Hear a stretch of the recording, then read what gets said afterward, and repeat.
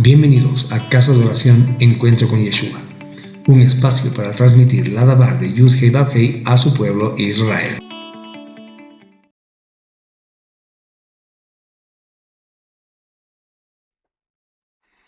Shabbat Shalom, queridos hermanos y hermanas en la emuná de nuestro amado Mashiach. Bienvenidos a una reunión más de Casa de Oración Encuentro con Yeshua. Que la paz y la bendición de Adonai, nuestro Abba Kadosh, esté con todos ustedes. Con un corazón lleno de gozo, nos reunimos una vez más para sumergirnos en las aguas vivas de la Torah de Adonai. Hoy comenzamos un nuevo libro, el Sefer Devarim, que significa palabras o cosas, y la porción del día de hoy comprende desde el capítulo 1, verso 1, hasta el capítulo 3, verso 22 incluido. ¿Y qué palabras, hermanos, tan poderosas son estas? Son las últimas palabras de Moshe Rabenu, nuestro maestro Moshe, a la generación que está a punto de cruzar el Jordán y entrar en la tierra prometida. La Parashá de Devarim marca el comienzo del quinto y último libro de la Torá. El escenario es conmovedor y además muy solemne. Los israelitas están acampados en las llanuras de Moab, al este del Jordán, frente a Jericó. Han pasado 40 años desde la salida de Egipto. La generación que experimentó la redención con mano fuerte y brazo extendido, pero que murmuró y se rebeló en el desierto, ya ha perecido, ¿verdad? Ahora, una nueva generación nacida en el desierto y criada bajo la nube de gloria y el maná del cielo, está lista para heredar la promesa. En ese contexto, mis amados hermanos, Moshe, ya con 120 años de edad y sabiendo que no cruzará el Jordán, se dirige al pueblo. No dicta nuevas leyes, sino que expone y reinterpreta la Torah, por decir de alguna manera, que ya fue dada en el Sinaí. Entonces, hermanos amados, Devarim no es una simple repetición, es un sermón de despedida, una exhortación apasionada y una preparación del corazón. ¿Qué pasa? Moshe recapitula la historia de su viaje, enfocándose en los momentos claves de obediencia y de desobediencia, de fe y de incredulidad. Le recuerda el nombramiento de jueces, la trágica rebelión de los espías que le costó 40 años de vagar, y las victorias militares que Adonai les ha dado recientemente sobre los reyes Sejón y Og, ¿verdad? Desde una perspectiva mesiánica, esta porción de la Torah es fundamental. Moshe actúa como un mediador, preparando al pueblo para entrar en su herencia. Esto entonces podemos interpretar como una sombra profética, es decir, un tipo de Yeshua HaMashiach, quien es el mediador del nuevo pacto, como podemos leer en Hebreos 8:6, ¿verdad?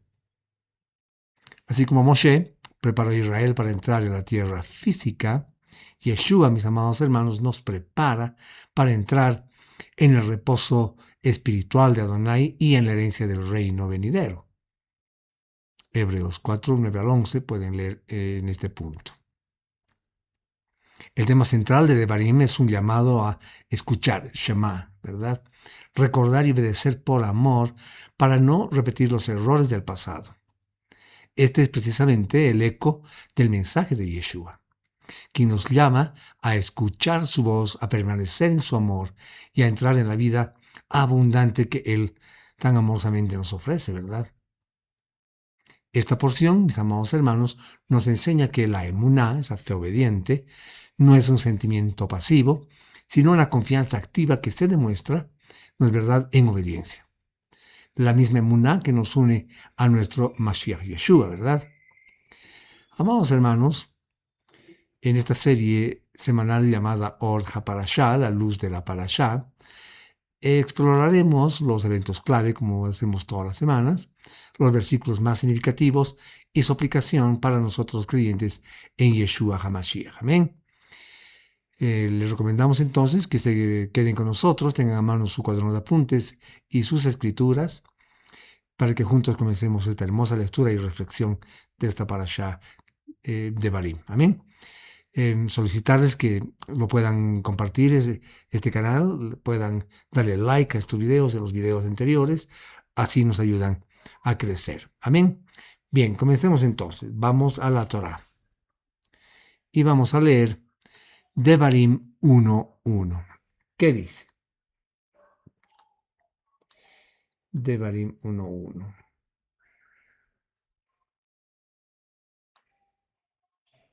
Estas, dice, son las palabras que Moshe habló a todo Israel en el lado extremo del río Jordán, en el desierto, en el Arabá, del otro lado de Suf, entre Parán y Tofel, Labán, Hatzerot y Dizahab. Bien.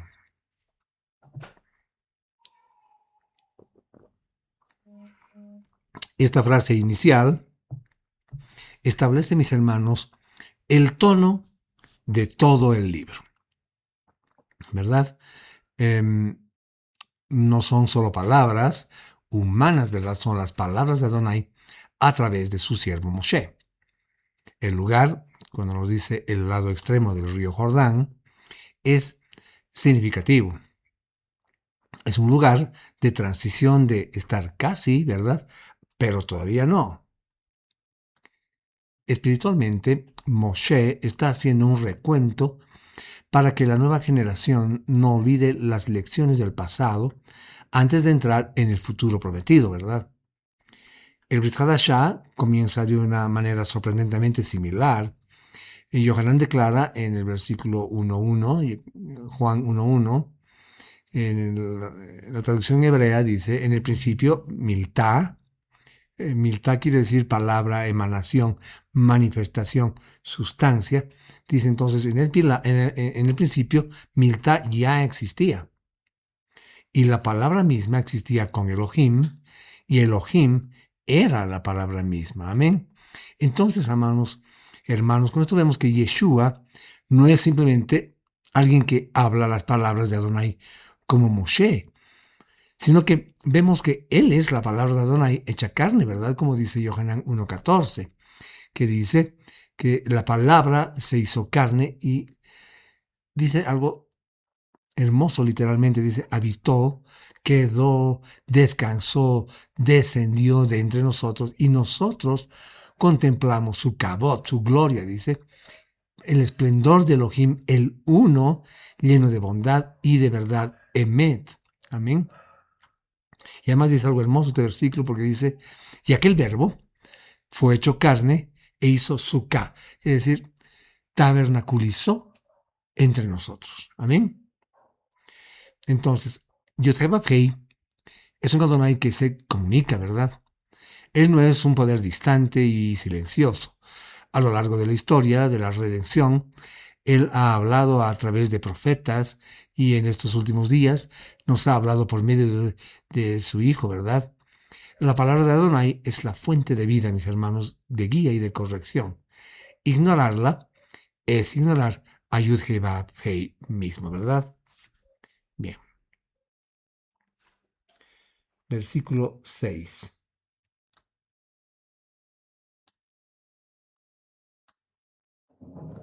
Dice, Adonai habló con nosotros en Horeb. Él dijo, ustedes han habitado suficiente tiempo junto a esta montaña. Amén. Bien, acabemos entonces que Moshe recuerda el momento después de recibir la Torá en el monte Sinaí, conocido también como monte Horeb, ¿verdad? Habían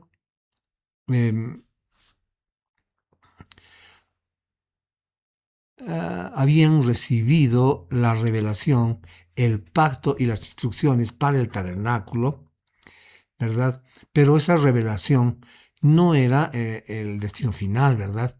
Era la preparación para el viaje. Es decir, Adonai les ordena moverse, avanzar hacia la promesa. Hermanos amados, la emuná no es estática, es un peregrinaje, amén. Esta orden divina resuena en la gran comisión de Yeshua, ¿verdad? Después de su resurrección, no les dijo a sus discípulos que se quedaran en Jerusalén, para siempre. Él más bien les dijo en Mateo 28:19, anótenlo eso, les dice que vayan, y además les habla que dice con urgencia a todas las naciones a hacer talmidim. De los esparcidos, esto es importante, de los esparcidos, dice, de la casa de Israel y de los gentiles, dándoles la tevilá, es decir, la inmersión. Y aquí dice en mi nombre, no dice en el nombre del Padre, del Hijo y del Espíritu Santo. Dice en mi nombre, ¿verdad? Entonces, hermanos amados, nuestra emuná en Yeshua no es para quedarnos cómodos en nuestro monte de salvación personal, ¿verdad? Sino para ser impulsados por el Ruach HaKodesh, el Espíritu de Santidad, a llevar las buenas nuevas al mundo, ¿verdad? Nuestro Adonai, amados hermanos, es un Adonai de movimiento y propósito. Él nos llama a salir de nuestras zonas de confort, estar en su presencia, ¿verdad? Como estaba en Horeb, estaban las personas, ¿verdad? Y eso es de verdad vital. Pero el propósito de este encuentro es equiparnos para la misión que Él tiene para nosotros, ¿verdad? El estancamiento espiritual es contrario a la naturaleza del reino de Adonai, que siempre está avanzando. Amén. Bien. 1:13.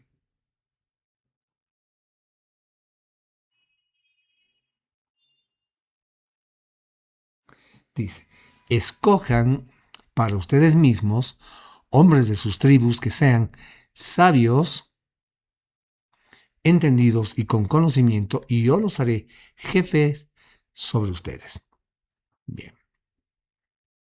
Moshe, abrumado por la carga de juzgar a todo el pueblo, implementa, ¿no es verdad?, el consejo de su suegro Jethro. Este sistema de delegación no solo era práctico, sino que fomentaba el liderazgo comunitario, ¿verdad? Y la responsabilidad compartida. La sabiduría, el entendimiento y la experiencia eran los requisitos clave, ¿verdad?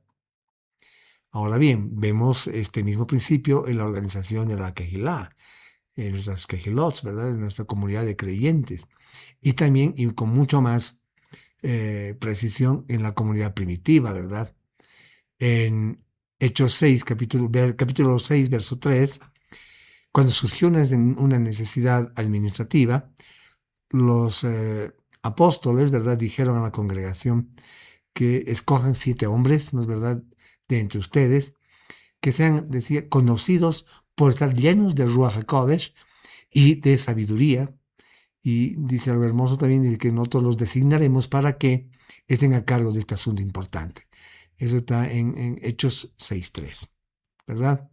Entonces, el liderazgo en el pueblo de Adonai, tanto en el Tanaj como en el Brit Hadashah, se basa en el carácter espiritual y la sabiduría divina, ¿verdad?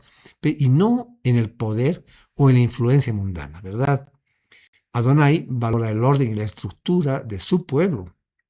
Él nos llama a participar en la edificación de su comunidad. El liderazgo piadoso es un regalo de Adonai, hermanos, y es responsabilidad de la comunidad identificar y afirmar a aquellos a quienes Adonai ha dotado para servir, ¿verdad? Amén. Vamos a irnos hasta el versículo 17.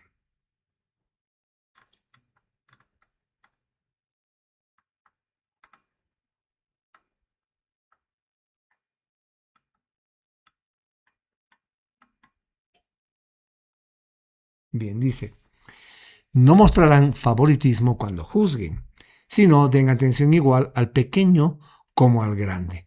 No importa cómo una persona se presente, no tengan temor de ella, porque la decisión es de Adonai.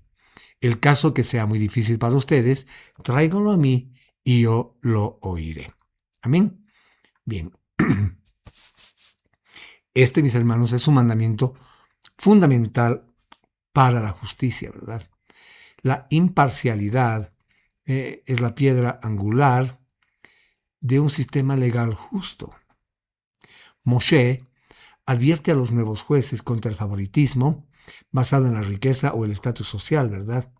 Y la razón, hermanos amados, es profunda. Cuando juzgas, estás actuando en nombre de Adonai, ¿verdad? Quien es el juez supremo y perfectamente imparcial. Jacob, el apóstol Santiago, hace eco de este mandamiento casi palabra por palabra. Me gustaría que anoten esto. Yo se los voy a parafrasear y leer. Está en Santiago 2, verso 1 y verso 9. El verso 1 dice: mis hermanos, practiquen la fe de nuestro Adón Yeshua, el glorioso Mashiach, sin mostrar favoritismos. El verso 9 nos habla y dice: pero si muestran favoritismos, sus obras constituyen pecado, ya que son declaradas culpables de transgresión bajo la Torah. Amén. Hermanos, nuestra emuná en Yeshua debe transformar la forma en que vemos y tratamos a los demás, eliminando todo prejuicio y favoritismo, porque todos somos iguales ante la cruz, ¿verdad? Yeshua, Él es el juez mismo, ¿verdad? Y ante su trono no hay distinción. El carácter de Adonai es la justicia perfecta. Él defiende al huérfano, a la viuda y al extranjero, ¿verdad? Como su pueblo, estamos llamados a reflejar su carácter en todas nuestras interacciones, ¿verdad?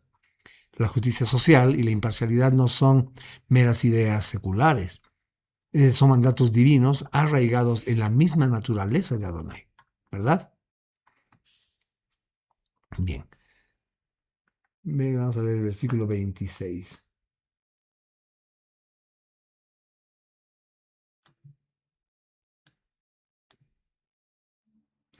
Dice: pero ustedes ni quisieron subir.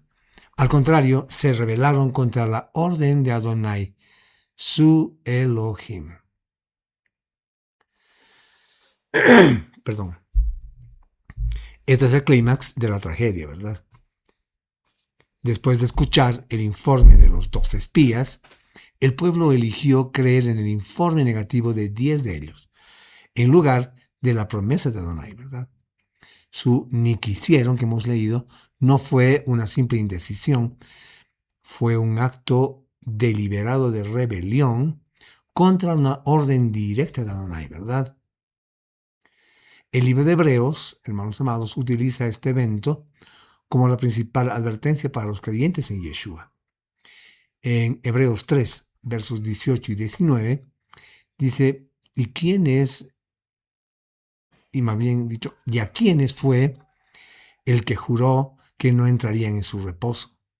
¿No fue a quienes, dice, no obedecían o no estaban convencidos? Y el verso 19 dice: y vemos que no pudieron entrar. ¿Por qué? Porque no creyeron.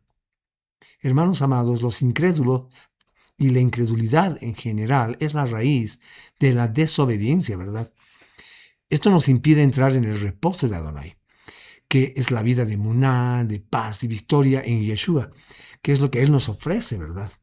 Este verso revela la terrible consecuencia de la incredulidad.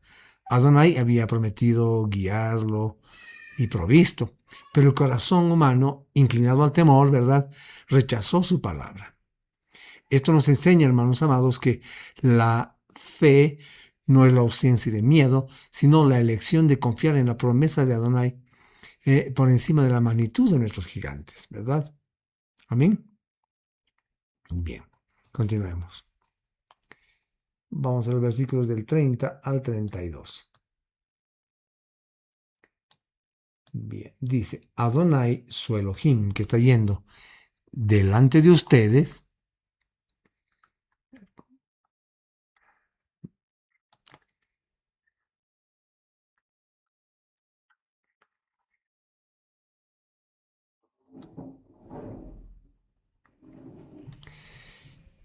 peleará, dice, de parte de ustedes, así como Él cumplió todas estas cosas para ustedes en Egipto delante de sus ojos.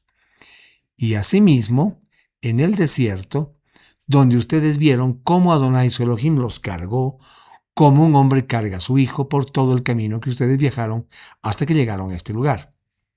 Aún en este asunto, dice el verso 32, ustedes no confiaron en Adonai, su Elohim. Bien, Moshe subraya la irracionalidad de su incredulidad, ¿verdad? Aún en este asunto. se refiere a todas las maravillas que habían visto, es decir, las plagas en Egipto, el cruce del Mar Rojo, la columna de nube y el fuego, el maná, ¿verdad? Es decir, tenían toda la evidencia empírica de la fidelidad y poder de Adonai. Y aún así, ¿verdad? No creyeron, ¿verdad? Este, amados hermanos, es un paralelo directo a la incredulidad que Yeshua enfrentó. A pesar de todos sus milagros, sanidades y enseñanzas llenas de autoridad, muchos se negaron a creer en él, ¿verdad? Yeshua nos dijo en Yohanan 10, versos 37 y 38, anótenlos, y decía, si yo no estoy haciendo las obras que reflejan el poder de mi Padre, no deberían creerme, o sea, a través de él, ¿verdad? No deberían creerme. Pero si las obras, dice, que estoy haciendo reflejan el poder de mi Padre, a pesar de que no creen en mí, crean en esas obras. Y nos dice además, ¿para qué? Para que entiendan de una vez y por todas que el Padre está unido a mí y yo estoy unido a mi Padre. Es decir, son un ejad, ¿verdad? Como conocemos en el hebreo.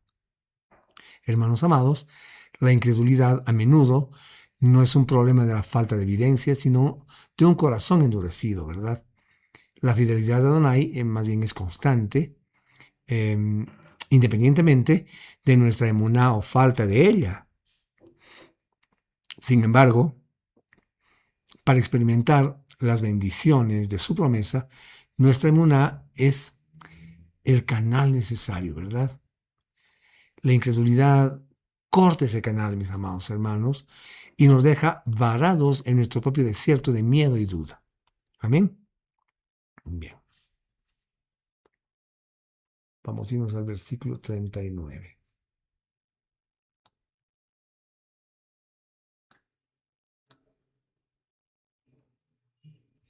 Dice, además, sus pequeños que ustedes dijeron que serían tomados como botín, y sus hijos que todavía no conocen el bien del mal, ellos entrarán allí, y yo se los daré a ellos, y ellos tendrán posesión de ella. Amén.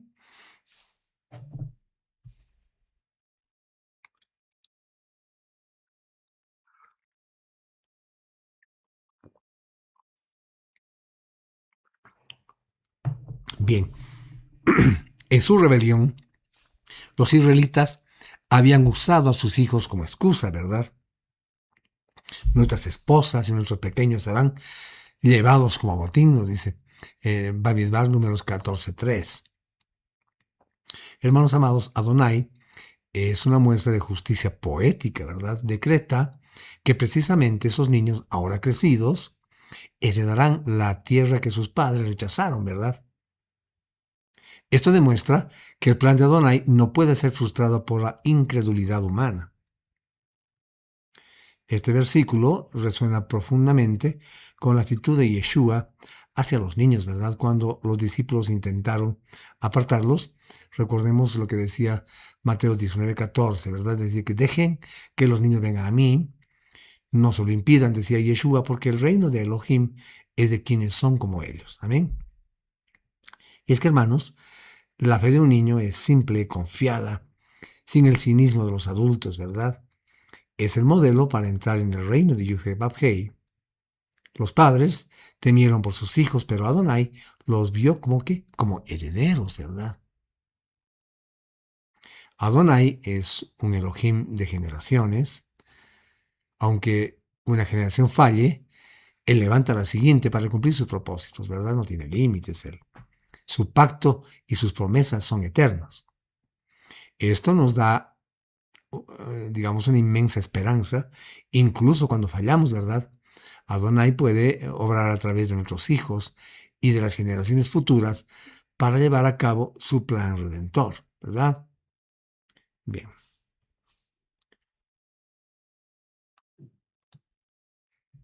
Verso 1 del capítulo 2. Entonces, dice, nos volvimos y comenzamos a viajar por el desierto, por el camino del Yam Suf, el mar de juncos o mar final, como Adonai me había dicho, y rodeamos el monte Seir por mucho tiempo. Bien. Hermanos, esta es la sombría consecuencia de su rebelión, ¿verdad? En lugar de avanzar hacia el norte, hacia Canaán, tienen que dar vuelta y vagar hacia el sur, porque nos dice la palabra que rodeamos el monte Seir por mucho tiempo. Esta es una descripción gráfica de una vida sin rumbo, ¿verdad? De un movimiento sin ningún tipo de progreso. Este principalmente fue el castigo por su incredulidad, ¿verdad? Era una vida de caminar en círculos. Espiritualmente, esto describe la vida de una persona que conoce la verdad de Yeshua, pero se niega a caminar en emuná, ¿verdad? En fe y en obediencia. Puede estar activo en la religión, es decir, rodeando el monte, pero no está avanzando hacia la plenitud y el reposo que se encuentran en una entrega total a nuestro Mashiach, ¿verdad? El autor de Hebreos, en el capítulo 4, verso 11 de este libro, dice que debemos esforzarnos, y dice algo, una palabra muy linda, dice ansiosamente para entrar en ese reposo. De lo contrario, podemos caer como aquellos que no estaban convencidos. Entonces, hermanos, la desobediencia a Yud-Heh-Vav-Heh no solo tiene consecuencias eternas, sino también temporales. Es decir, nos roba el gozo, el propósito y el progreso en nuestra caminata espiritual. Nos condena a repetir los mismos errores y a vagar por desiertos de nuestra propia creación, ¿verdad? En lugar de disfrutar de los pastos verdes de su hermosa promesa, ¿verdad? Amén. Bien. Leamos los versículos del 3 al 5. Y dice entonces, ya han estado circulando esta montaña por suficiente tiempo y diríjase al norte. Y da esta orden al pueblo. Pasarán por el territorio de sus parientes, los hijos de Saúl, que viven en Seir.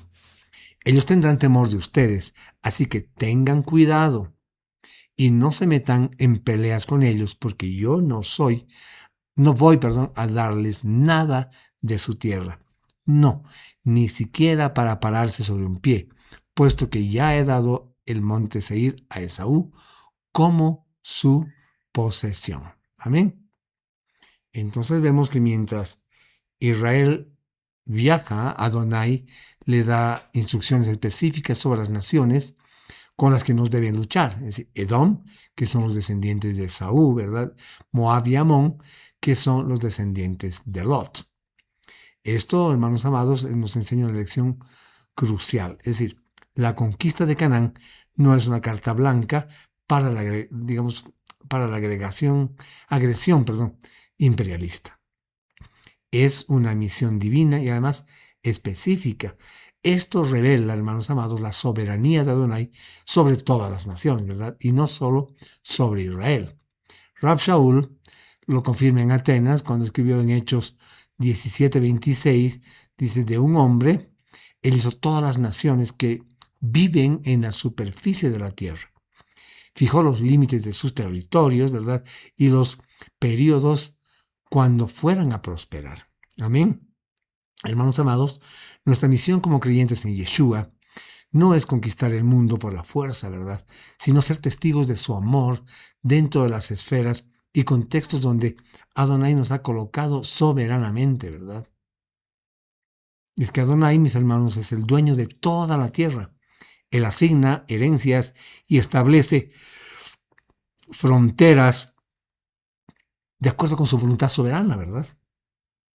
Nos enseña a respetar sus designios incluso cuando no los entendemos completamente. Nuestra obediencia, hermanos amados, se prueba no solo en lo que hacemos, sino también en lo que nos abstenemos de hacer por mandato suyo, ¿verdad?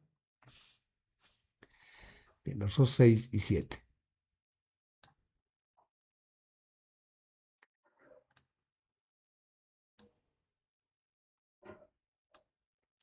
Dice, páguenles dinero por la comida que coman y páguenles dinero por el agua que beban, porque Adonai Elohim los ha bendecido en todo lo que sus manos han producido. Él sabe que ustedes han estado viajando por este vasto desierto. Estos 40 años Adonai Elohim ha estado con ustedes y no les ha faltado nada. Amén. Hermanos amados, qué declaración tan asombrosa, ¿verdad? Moshe les recuerda que incluso durante los años de castigo, Adonai nunca, pero nunca los abandonó. Si su provisión fue perfecta, su ropa, hermanos, no se desgastó, sus pies no se hincharon y nunca faltó comida ni agua. ¿Se dan cuenta de esa maravilla? La disciplina de Adonai siempre está teñida de su misericordia y de su provisión. Esto es un anticipo poderoso de las enseñanzas de Yeshua sobre la provisión del Padre, ¿verdad? En el Sermón del Monte, recordemos, Yeshua dice que no estemos preocupados qué vamos a comer, qué vamos a beber, ¿verdad? O qué nos vamos a vestir. Y además Yeshua nos dice, porque los paganos son los que dedican su vida a estas cosas, pero tu Padre Celestial, nos dice, sabe que necesitas todas estas cosas. Amén. Hermanos amados, la experiencia de Israel en el desierto es la prueba histórica de que podemos confiar plenamente en el cuidado de nuestro Padre Celestial. La gracia y la fidelidad de Adonai son incesantes. Él provee para su pueblo incluso en medio de las consecuencias de su propio pecado, ¿verdad? Esto revela un aspecto asombroso del carácter de Adonai. Él es un padre que disciplina al hijo que ama, ¿verdad? Como está escrito en Hebreos 12:6. Pero nunca lo abandona. Es decir, su presencia y provisión son una constante en la vida del creyente. Amén. Bien. Vamos a irnos al Devarim 2:31. Vamos a ir más abajo. Devarim 2, verso 31. Perdón. Devarim 2, así, verso 31. Ok. Dice, Adonai me dijo, mira, yo he empezado a entregar a Sihón y su territorio delante de ti. Comienza a tomar posesión de su tierra. Amén. Bien. Después de 40 años, la orden de pasividad, si no provoquéis, cambia a un orden de acción. Comienza a tomar posesión, ¿verdad? Entonces vemos acá que Adonai inicia la victoria. Yo he empezado a entregar, antes de que Israel levante una espada, ¿verdad? La victoria está asegurada en el cielo antes de que se manifieste en la tierra, ¿verdad? Esta es una imagen perfecta de nuestra victoria en Yeshua. Rab Shaul nos dice en 1 Corintios 15:57, dice, pero hay que hacer algo como que agradecimientos sean dados a Adonai, nos dice, quien nos da la victoria por medio de nuestro Adón Yeshua HaMashiach, ¿verdad? Hermanos, nuestra victoria sobre el pecado, la muerte y el enemigo no es algo que logramos por nuestra propia fuerza, ¿verdad? Es un regalo que recibimos por emuná, es decir, Yeshua ya ha comenzado a entregar a nuestros enemigos, ¿verdad? Nuestra parte entonces es comenzar a tomar posesión, es decir, vivir en la realidad de esa victoria por emuná, ¿verdad? Yud-Heh Vav-Heh es el guerrero divino que lucha por su pueblo. Nuestras batallas espirituales se ganan primero en nuestra emuná, ¿no es verdad? Reconociendo que Adonai ya nos ha dado la victoria en nuestro Mashiach. Hermanos, la emuná no niega la existencia de la batalla, pero sí confía en el resultado que Adonai ya ha decretado, ¿verdad? Amén.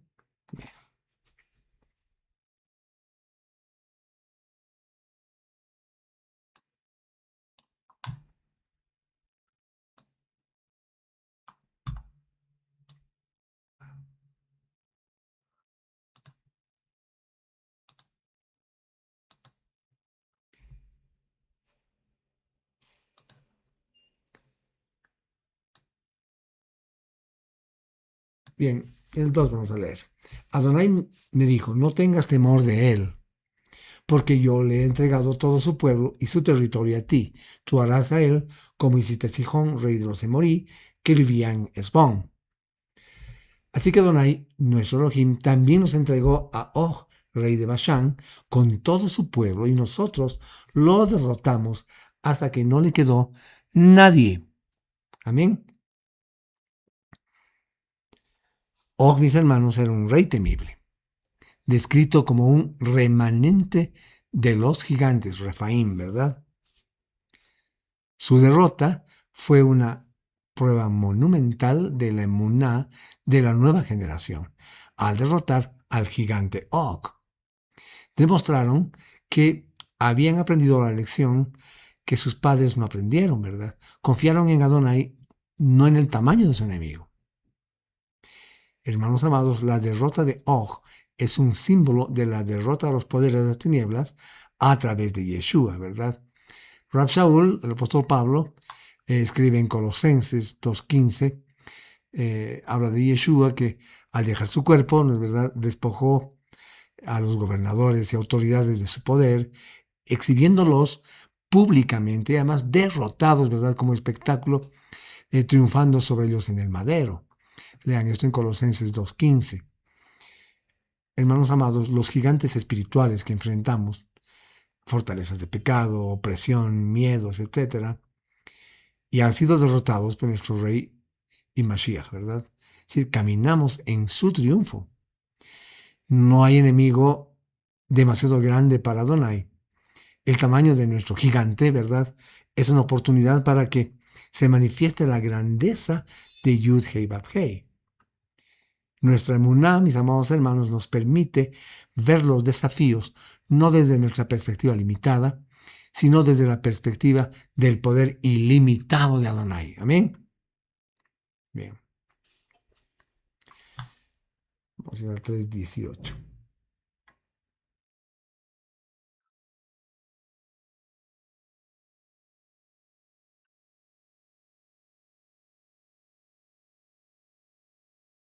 Bien.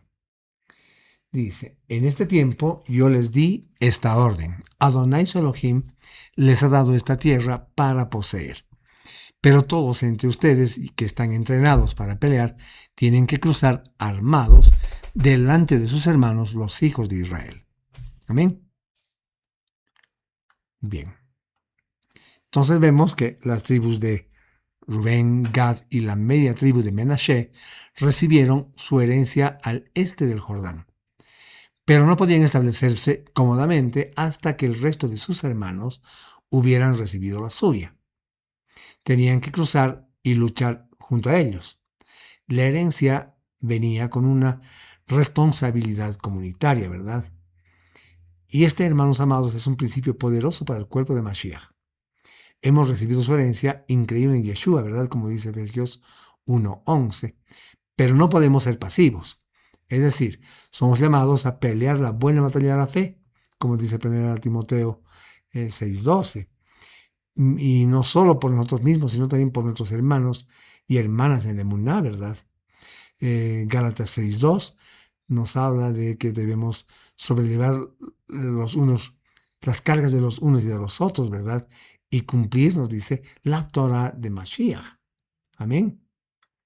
Entonces vemos que nuestra salvación personal nos impulsa a una responsabilidad colectiva, ¿verdad?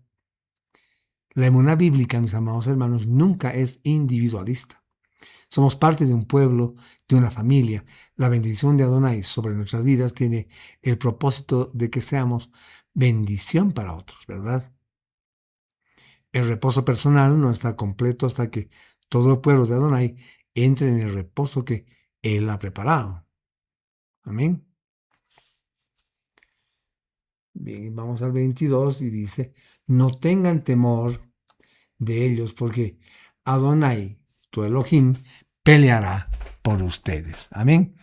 Hermanos amados, esta es la palabra final, ¿no es verdad?, de Moshe a Josué y a toda la generación. Es el resumen de toda su teología de la Guerra Santa y de la vida de Emuná. La, la base para no temer no es la propia fuerza o estrategia, ¿verdad? Sino la identidad y la acción de Yud-Heh-Vav-Heh, pues Él es quien pelea, ¿verdad?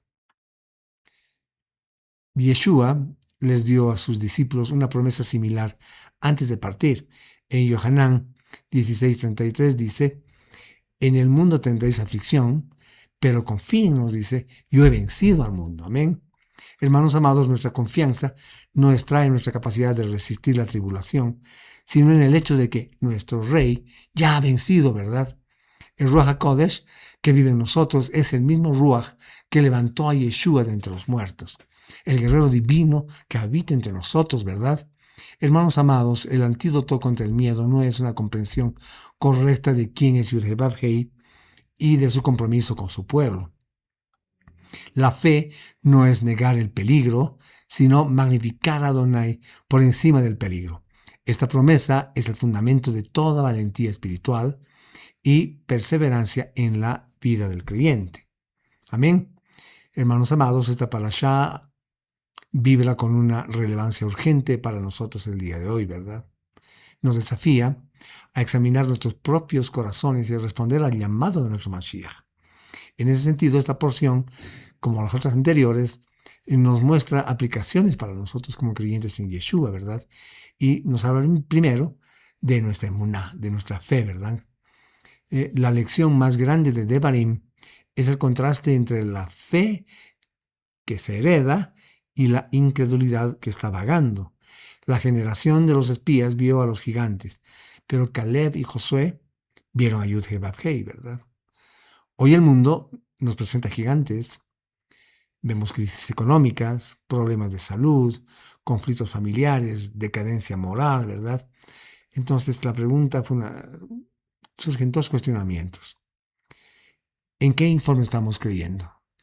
¿En el informe del miedo del mundo o el informe de la promesa de Elohim en Yeshua? Hermanos amados, fortalecer nuestra emuná significa sumergirnos diariamente en la palabra. Recordar la fidelidad pasada de Adonai en nuestras vidas, es decir, nuestro propio Egipto, ¿verdad?, del que nos rescató. Y declarar sus promesas sobre nuestras circunstancias, ¿verdad? Significa elegir confiar en aquel que nos llamó y saber que Él es fiel, no es hombre para mentir, ¿verdad? Y que Él lo va a cumplir. Amén. Pero también debemos ser obedientes.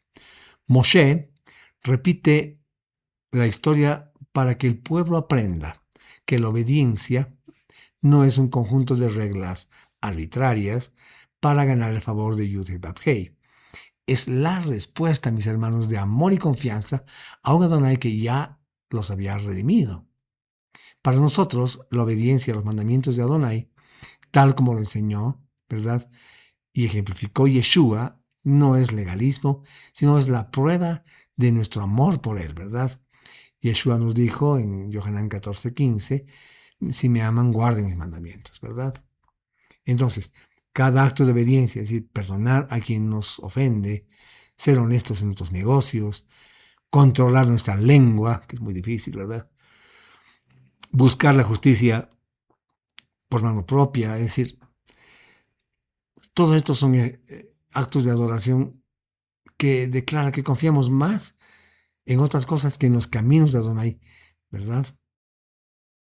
Es un gracias viviente por la gracia inmerecida que hemos recibido en el madero, ¿verdad? Pero también, como somos seguidores de Yeshua, así como Moshe guió a Israel, Yeshua nos guía hoy a través de su Ruach, de su espíritu, ¿verdad? Y seguirlo significa imitar su ejemplo. ¿Y cómo? En nuestras relaciones, por ejemplo. Así como Moshe estableció jueces justos, nosotros debemos ser imparciales y misericordiosos, tratando al pequeño y al grande con el mismo amor y respeto, ¿verdad? Eso pueden verlo en Santiago 2. En nuestras decisiones, ¿verdad? Debemos escuchar la voz de Adonai que nos dice, bastante tiempo habéis permanecido en este monte, como hemos leído, ¿verdad? Ahora bien, ¿en qué área de nuestra vida Adonai nos está llamando a avanzar? A dejar la comodidad, y a tomar posesión de una nueva tierra de servicio, santidad o alguna misión que nos está dando que no estamos tomando, no estamos sabiendo escuchar, ¿verdad? Pero por otro lado, somos seguidores de Yeshua en nuestro propósito de vida. No podemos vivir solo para nuestra propia comodidad, ¿verdad? Hemos sido bendecidos para ser bendición también. Nuestro propósito es cruzar el Jordán para ayudar a nuestros hermanos a encontrar su herencia en el Mashiach, ¿verdad? Participando activamente en la vida de nuestra Kehilá y en la gran comisión, ¿verdad? Hermanos amados, Devarim es el corazón de la Torá, latiendo con un mensaje para todas las generaciones. Es un llamado a recordar para no repetir, es decir, a escuchar, ¿verdad?, para poder vivir y a confiar para obedecer, para poder heredar, ¿verdad? Para nosotros, como creyentes en Yeshua, estas palabras de Moshe encuentran su significado y cumplimiento final en la palabra viva, ¿verdad? Nuestro Mashiach Yeshua. Él es nuestro Yahoshua, nuestro Josué, que nos lidera a la verdadera tierra prometida, el reposo de Yud Vав Hei, ¿verdad? Él es la victoria sobre todos nuestros gigantes. Esta porción nos invita a vivir con un sentido de urgencia y expectativa, ¿verdad? Así como Israel estaba en las llanuras de Moab, a punto de entrar, nosotros, hermanos amados, vivimos en los últimos días, esperando el glorioso retorno de su majestad Yeshua, ¿verdad? Amén. Hermanos amados, que estas palabras nos inspiren a purificar nuestros corazones, a fortalecer nuestra emuná y a participar activamente en la edificación de su reino, aquí y ahora, hasta que Él retorne, ¿verdad? Amados hermanos, con esto habríamos concluido la lectura y reflexión de la parashá Devarim, agradeciéndole a nuestro Abacadosh que nos ha permitido reunirnos un séptimo día más para escudriñar su hermosa palabra. Le pedimos que dice su inmenso amor pueda permitirnos reunirnos el siguiente séptimo día para continuar leyendo y escudriñando su hermosa Torah. Amén. Shavuot Tov, mis hermanos.